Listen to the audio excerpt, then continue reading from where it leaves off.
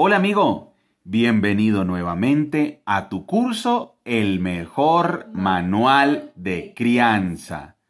Bien, estamos nuevamente como familia reunidos alrededor de este libro, la Biblia, el mejor manual de crianza. Y no solamente el mejor manual de crianza, también es el mejor manual de vida. Continuamos con nuestro viaje a través del Nuevo Testamento. Ya hoy vamos a leer Mateo capítulo 19. Mateo capítulo 19 desde el versículo 1 hasta el versículo 12. Dice la palabra de Dios así. Cuando Jesús terminó de decir esas cosas, salió de Galilea y descendió a la región de Judea, al oriente del río Jordán. Grandes multitudes lo siguieron y él sanó a los enfermos. Unos fariseos se acercaron y trataron de tenderle una trampa con la siguiente pregunta: ¿se permite que un hombre se divorcie de su esposa por cualquier motivo? Jesús respondió: ¿no han leído las Escrituras? Allí está escrito que desde el principio Dios los hizo hombre y mujer. Y agregó: esto explica por qué el hombre deja a su padre y a su madre y se une a su esposa y los dos se convierten en uno solo. Como ya no son dos sino uno, que nadie separe lo que Dios ha unido. Entonces preguntaron: ¿por qué dice Moisés en la ley que un hombre podría darle a su esposa un aviso de divorcio por escrito y despedirla? Jesús contestó: Moisés permitió el divorcio solo como una concesión ante la dureza del corazón de ustedes, pero no fue la intención original de Dios. Y les digo lo siguiente: el que se divorcia de su esposa y se casa con otra comete adulterio, a menos que la esposa le haya sido infiel. Entonces los discípulos le dijeron: si así son las cosas, será mejor no casarse. No todos pueden aceptar esta palabra, dijo Jesús, solo aquellos que reciben la ayuda de Dios. Algunos nacen como eunucos, a otros los hacen eunucos, y otros optan por no casarse por amor al reino del cielo. El que pueda, que lo acepte. Muy bien, amigo, esta es la clase número 51 del curso El mejor manual de crianza. El título de esta clase es El valor del matrimonio. En Mateo 19, entonces, arranca otra serie de discursos. Vamos a analizar muy bien esta transición. En el capítulo 18 leímos que nuestro Señor Jesucristo comparó a los creyentes con los niños. Utilizó esa ilustración y habló de cómo regular las relaciones en la iglesia, el perdón, etc. Ahora termina en el capítulo 18 de hablar y arranca en el 19 diciendo: cuando Jesús terminó de decir esas cosas, salió de Galilea y descendió a la región de Judea. Él ya empezó a acercarse hacia Jerusalén, porque aquí ya viene, se está acercando la hora en la que él va a ser entregado. Bien, dice en el versículo 2: grandes multitudes lo siguieron y él sanó a los enfermos. Aquí tenemos nuevamente a las multitudes siguiéndolo. Las multitudes buscan beneficios, la sanidad, alimento, y pues nuestro Señor Jesucristo es compasivo y lo da. Ahora, en el verso 2, en el verso 3... En el verso 2 están las grandes multitudes que lo siguen. En el verso 3 aparecen otros protagonistas que han estado presentes a lo largo de todo el libro de Mateo, y son los fariseos. Unos fariseos se acercaron. Los fariseos siempre están buscando a nuestro Señor Jesucristo. Ellos se mezclan entre la multitud. Ellos buscan la manera de tentarlo, de ponerlo a prueba. Ellos son su archienemigo. Sus archienemigos. Los fariseos, dice en el verso 3, y trataron de tenderle una trampa con la siguiente pregunta. Querían hacerlo caer. Ellos están buscando la oportunidad para atraparlo y poder matarlo. ¿Por qué no lo hacen de una vez? Pues porque le tienen miedo a las multitudes. Y le hacen la siguiente pregunta. ¿Se permite que un hombre se divorcie de su esposa por cualquier motivo? Ahora, esa pregunta tiene una intención, y es que nuestro Señor Jesucristo haga algo como parecido a lo que hizo Juan el Bautista. Recuerdan que Juan el Bautista denunció a Herodes por estar con la esposa de su hermano, y entonces Herodes por eso lo mandó a apresar, lo metió en la prisión, y después, por pedido de su esposa, de la hija de su esposa, mandó a decapitar a Juan el Bautista. Entonces los fariseos ven aquí una oportunidad para que nuestro Señor Jesucristo ofenda a Herodes, Herodes lo capture, y de esa manera ellos puedan llevar a cabo su plan. Y entonces le dicen a Jesús, ¿se permite que un hombre se divorcie de su esposa por cualquier motivo? El título de esta clase es El valor del matrimonio. Y nuestro Señor Jesucristo contesta, ¿no han leído las Escrituras? Aquí los confronta de frente. Ellos son los fariseos, son los maestros de la ley, ellos son los líderes religiosos. Se supone que ellos son los que saben las Escrituras y la enseñan al pueblo.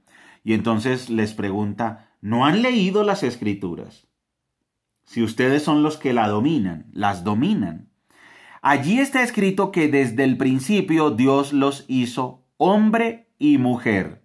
Y entonces aquí se va a Génesis 1:27. Y dice en el versículo 4, allí está escrito que desde el principio Dios los hizo hombre y mujer. Y agregó, esto explica por qué el hombre deja a su padre y a su madre y se une a su esposa, y los dos se convierten en uno solo. Como ya no son dos, sino uno, que nadie separe lo que Dios ha unido. Las Escrituras dejan claro el valor que tiene para Dios el matrimonio. Vamos a buscar en Génesis 1:27, que son los textos que está citando aquí nuestro Señor Jesucristo. Y entonces nuestro Señor va hasta Génesis de una vez, desde el principio. Eso lo deja claro la Escritura, el valor que tiene el matrimonio. Génesis 1:27 dice, así que Dios creó a los seres humanos, a su propia imagen, a imagen de Dios los creó, hombre y mujer los creó. Ahora vamos a Génesis 2:24. Génesis 2:24. Esto explica por qué el hombre deja a su padre y a su madre y se une a su esposa, y los dos se convierten en uno solo. El matrimonio es una unión. A los ojos de Dios, el matrimonio es una unión que no se puede romper, no se puede disolver. Vamos ahora a Malaquías 2:13. Entonces nuestro Señor Jesucristo cita el primer libro del Antiguo Testamento, el primer libro de la ley, hasta el último de los profetas, Malaquías, el último libro del Antiguo Testamento. Entonces, cuando se acaba el Nuevo Testamento, ahí tenemos el libro de Malaquías, último libro del Antiguo Testamento, y vamos a buscar Malaquías 2:13 al 16. Malaquías 2, 13 al 16. Esta es otra cosa que hacen. Cubren el altar del Señor con lágrimas, lloran y gimen porque Él no presta atención a sus ofrendas, ni las acepta con agrado. Claman, ¿por qué el Señor no acepta mi adoración? Les diré por qué. Porque el Señor fue testigo de los votos que tú y tu esposa hicieron cuando eran jóvenes, pero tú le has sido infiel, aunque ella siguió siendo tu compañera fiel, la esposa con la que hiciste tus votos matrimoniales. ¿No te hizo uno el Señor con tu esposa? En cuerpo y espíritu, ustedes son de Él. ¿Y qué es lo que Él quiere? De esa unión quiere hijos que vivan para Dios. Por eso guarda tu corazón y permanece fiel a la esposa de tu juventud, pues yo odio el divorcio, dice el Señor, Dios de Israel. Divorciarte de tu esposa es abrumarla de crueldad, dice el Señor de los ejércitos celestiales. Por eso, guarda tu corazón y no le seas infiel a tu esposa. Malaquías 2:13 al 16. Bien. Entonces nuestro Señor Jesucristo está citando el Antiguo Testamento porque se supone que los fariseos y los maestros de la ley eran los que guiaban al pueblo hacia la ley. Y les dice, ustedes no han leído en las Escrituras que al principio Dios los hizo uno y que Dios odia el divorcio, que Dios valora el matrimonio. Bien. Vamos ahora nuevamente con Mateo. Ahora, bueno, quiero explicar un poco el contexto aquí de Malaquías. Malaquías es un libro que lo que hace es denunciar el pecado de los líderes religiosos de la nación de Israel. Resulta que los líderes religiosos, los sacerdotes, le lloraban a Dios y le decían, Dios, ¿por qué no nos escuchas?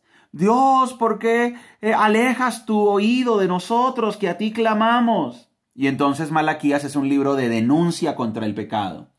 Entonces eran unos líderes que hacían desviar al pueblo, eran unos líderes que no vivían con fidelidad hacia la adoración correcta a Dios, no prestaban el mejor servicio a Dios, no le daban las mejores ofrendas a Dios.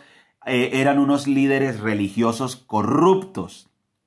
Y dentro de lo mucho que hacían malo, hacían esto: la infidelidad en el matrimonio y el divorcio. Abandonaban a sus esposas y fallaban en el voto matrimonial. Entonces, por eso el versículo que leí, los versículos que leí en Malaquías, arranca diciendo, esta es otra cosa que hacen, cubren el altar del Señor con lágrimas. ¿Quiénes? Los sacerdotes. Que a esos es que está dirigido el libro de Malaquías.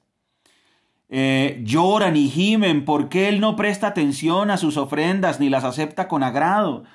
Claro, porque las están presentando con un corazón pecaminoso. Claman porque el Señor no acepta mi adoración. Les diré por qué. Porque el Señor fue testigo de los votos que tú y tu esposa hicieron cuando eran jóvenes, pero tú le has sido infiel. Entonces, ese era un pecado terrible que estaban cometiendo los sacerdotes en la nación de Israel cuando Malaquías escribe este libro. Este libro de Malaquías denuncia a los líderes religiosos de la nación de Israel. Y eso fue más o menos 400 años antes de Cristo que se escribió Malaquías. Bien. Vamos nuevamente a Mateo 19. Mateo 19. Esta clase, recuerda, se llama El valor del matrimonio. En el 19:7, para entender todo el pasaje, dice, entonces preguntaron, ¿por qué dice Moisés en la ley que un hombre podría darle a su esposa un aviso de divorcio por escrito y despedirla? Y nuestro Señor Jesucristo contesta, Moisés permitió el divorcio solo como una concesión ante la dureza del corazón de ustedes. Entonces, ellos lo que hicieron fue agarrar esa concesión y convertirla en ley. Entonces, los líderes religiosos, los fariseos, se divorciaban de su esposa por cualquier motivo. Si había algo que no les gustaba, si los miraba de la manera que no les gustaba, si la comida no quedaba de la manera correcta, si para ellos ella cometía algún tipo de grosería o de falta de respeto, según ellos, entonces de una vez le daban carta de divorcio. Pero el real problema, ¿cuál era?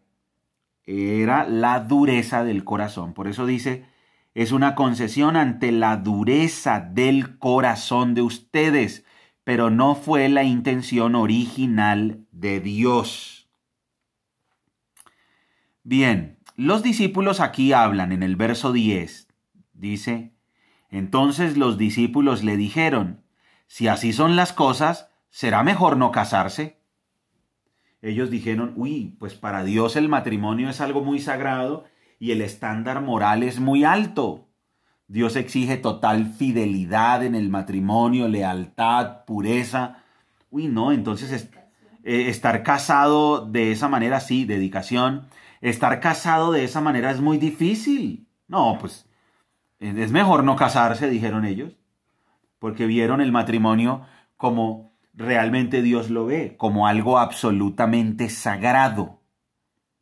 Y nuestro Señor Jesucristo les contesta, no todos pueden aceptar esta palabra, solo aquellos que reciben la ayuda de Dios. Algunos nacen como eunucos, a otros los hacen eunucos y otros optan por no casarse por amor al reino del cielo, el que pueda que lo acepte. Entonces dice, bueno, ese tema de no casarse no es para todo el mundo. O sea, no todas las personas tienen ese llamado o esa capacidad de no casarse, no. Hay unos que no se casan.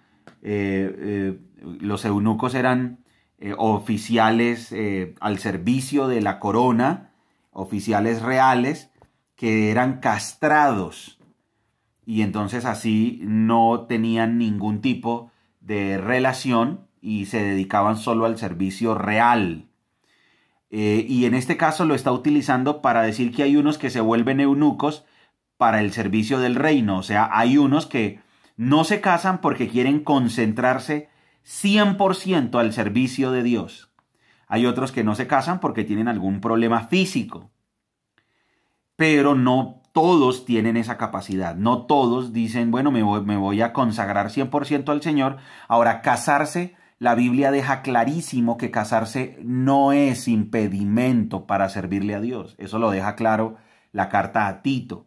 Tito dice claramente que un obispo debe ser casado, esposo de una sola mujer, y debe educar bien a sus hijos y gobernar bien su casa. Entonces, estar casado no es un impedimento para servirle al Señor. Solo es una opción. Entonces, casarse o no casarse es una decisión personal. El título de esta clase es El valor del matrimonio. Para Dios el matrimonio tiene un valor inestimable, incalculable. Vamos a verlo en Proverbios 18:22.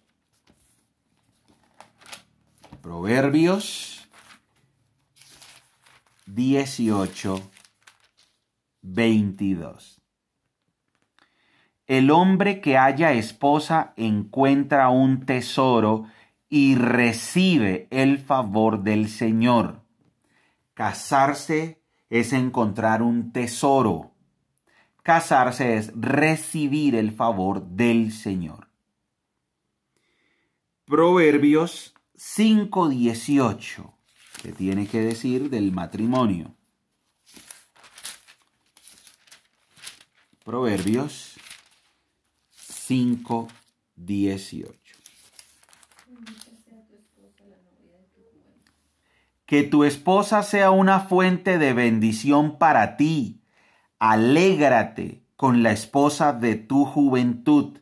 Es más, aquí la Biblia deja claro que lo ideal es que un hombre y una mujer se casen jóvenes. Es mejor casarse que quemarse de pasión, dice el Nuevo Testamento. Entonces lo ideal es que los esposos, las personas se casen jóvenes. Vamos ahora a Hebreos 13:4. Hebreos 13:4. El valor del matrimonio.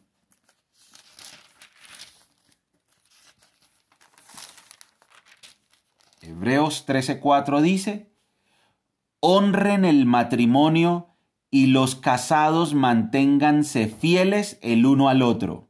Clarísimo.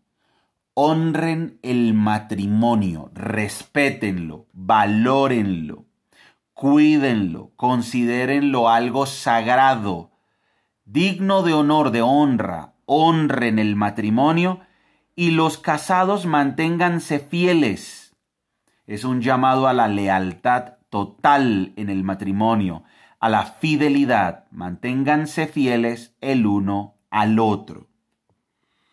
Conclusión. ¿Qué tanto valoramos el matrimonio? El matrimonio es una bendición, el matrimonio es un regalo de Dios. La esposa es un regalo de Dios para el esposo es un regalo de Dios para la esposa. Dios desde el principio, aquí desde el Génesis hasta el último libro del Antiguo Testamento, se deja clarísimo que Dios valora el matrimonio como algo sagrado. Bien, volvamos a Mateo, capítulo 19.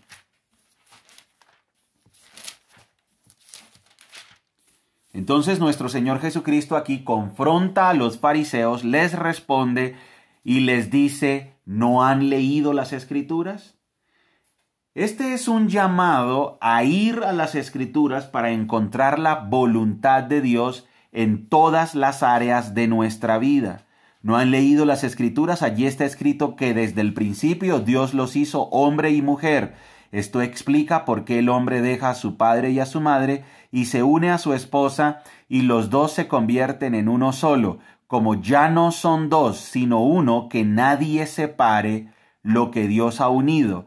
Y cuando Dios permitió el divorcio, lo hizo en ciertas excepciones, ciertos casos particulares, y es debido a la dureza del corazón de los seres humanos. ¿Qué tan duro es nuestro corazón? ¿Cómo está nuestro corazón? Hoy te animamos a que veas el matrimonio como algo sagrado. Nuestros hijos tienen que ver el matrimonio como una bendición, lo tienen que ver como algo sagrado, como algo bueno, que es un regalo de Dios. El matrimonio se vuelve caótico, no funciona, se vuelve algo terrible cuando no obedecemos las reglas de Dios para el matrimonio. Pero si vamos a este manual, al manual de vida, al manual de crianza, y miramos cuáles son las reglas de Dios para el matrimonio, entonces vamos a encontrar la manera correcta para vivirlo, disfrutarlo y crecer en amor y tener una vida plena, porque para Dios el matrimonio es valioso. Para Dios el matrimonio es sagrado, es una bendición. Lo hizo para que nos deleitemos, para que disfrutemos, para que vayamos por la vida disfrutando de las cosas buenas, acompañados de nuestra esposa y la esposa de su esposo. Vamos a dejar claro también en esta conclusión que el matrimonio no es un impedimento para servir en la obra de Dios. Todo lo contrario. Aquí dice, vamos a ir a Tito. En Tito es una carta que el apóstol Pablo le dirige a su discípulo, a su ayudante Tito, porque lo dejó en Creta con una misión. Y la misión era ordenar las cosas en las iglesias. Miren lo que dice Tito 1:5. Te dejé en la isla de Creta para que pudieras terminar nuestro trabajo ahí y nombrar ancianos en cada ciudad tal como te lo indiqué. O sea, tenía que nombrar dirigentes de la iglesia, líderes de la iglesia. El anciano, el líder de la iglesia, debe llevar una vida intachable, tiene que serle fiel a su esposa y sus hijos deben ser creyentes que no tengan una reputación de ser desenfrenados ni rebeldes, pues un anciano es un administrador de la casa de Dios y debe vivir de manera intachable. Aquí está hablando entonces que para el servicio a Dios, el matrimonio bajo ninguna circunstancia es un impedimento. Al contrario, la esposa es una ayuda idónea para el hombre que se dedica al ministerio en la iglesia. Recuerda, amigo, valora el matrimonio, enseña a tus hijos a que valoren el matrimonio. Nosotros valoremos el matrimonio como algo sagrado, algo que Dios dio para nuestro bien, como un regalo. Así es, Daniel.